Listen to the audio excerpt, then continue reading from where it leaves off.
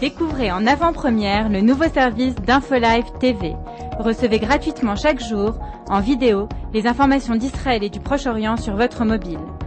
Pour vous abonner, entrez sur notre site www.infolive.tv et cliquez sur la bannière Service téléphone mobile.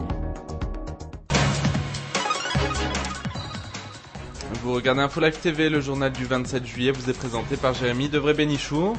L'autorité palestinienne aide Israël à lutter contre le terrorisme. Cette nouvelle inimaginable il y a quelques mois encore est le fruit d'une collaboration limitée entre Israéliens et Palestiniens dans le domaine de la sécurité. Une soixantaine d'officiers palestiniens pourraient être jugés par une cour martiale pour leur responsabilité dans la défaite humiliante du Fatah dans les combats qui l'ont opposé au Hamas il y a 6 semaines à Gaza. Hier, Mohamed Dahlan a remis sa démission suite aux conclusions d'une commission d'enquête mise sur pied par Abbas. Mahmoud Abbas qui a déclaré hier vouloir modifier la loi électorale pour empêcher le Hamas d'obtenir la majorité aux prochaines élections, des élections que le président palestinien souhaiterait avancer sans en préciser la date. L'organisation d'élections anticipées pourrait requérir l'accord du Hamas. En Israël, le vice-premier ministre Chaim Ramon s'est déclaré en faveur d'un accord final rapide avec les Palestiniens. Nous avons un partenaire en ce moment, nous devons agir vite, a déclaré Ramon sur les ondes de Radio Israël. Le vice-premier ministre s'est en outre déclaré en faveur d'un retrait israélien de la Judée-Samarie. Il propose que les troupes de l'OTAN prennent le relais de Tzahal sur le terrain. Pendant ce temps, l'Iran poursuit son programme d'enrichissement de l'uranium. Le Jerusalem Post rapporte aujourd'hui qu'Israël s'inquiète du relâchement de la communauté internationale concernant le dossier du nucléaire iranien et milite pour l'établissement de sanctions plus sévères afin de déstabiliser le régime de Mahmoud Ahmadinejad. Les États-Unis ont décidé de doubler leur aide financière à Israël pour le développement de son système de défense antimissiles et pour ses missiles de courte portée. La Chambre des représentants a voté une hausse de cette aide qui atteindra 150 millions de dollars pour l'année 2008. Aux États-Unis toujours, c'est l'entreprise Solel, géant israélien de l'énergie solaire, qui a décroché le contrat pour la construction de la plus grande station solaire du monde. L'usine qui se trouvera dans le désert californien fournira 553 MW d'électricité aux habitants de la région.